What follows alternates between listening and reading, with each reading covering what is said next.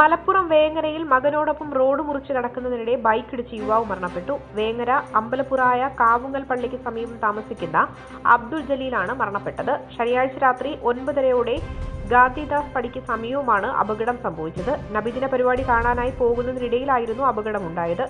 സ്വന്തം വാഹനം റോഡരികിൽ നിർത്തിയിട്ട് SBI ബാങ്കിന് പിന്നിലുള്ള മദ്രസയിൽ നടക്കുന്ന നബിദിന പരിപാടി കാണാൻ മകനോടൊപ്പം പോകുമ്പോഴായിരുന്നു നിയന്ത്രണം വിട്ടെത്തിയ അമിത വേഗതയിലുള്ള ബൈക്ക് അബ്ദുൾ ജലീലിനെ ഇടിച്ചു തെറിപ്പിച്ചത്. ഉടൻ തന്നെ ഇയാളെ ആശുപത്രിയിൽ എത്തിച്ചുവെങ്കിലും ജീവൻ രക്ഷിക്കുവാൻ സാധിച്ചില്ല. അപകടത്തിൽ അബ്ദുൾ ജലീലിനോടൊപ്പം ഉണ്ടായിരുന്ന മകന് ചെറിയ പരിക്കേറ്റിട്ടുണ്ട്. മൃതദേഹം പോസ്റ്റ്മോർട്ടം നടപടികൾ പൂർത്തിയാക്കിയ ശേഷം ബന്ധുക്കൾക്ക് വിട്ടുകൊടുത്തു. News desk Vakkom media.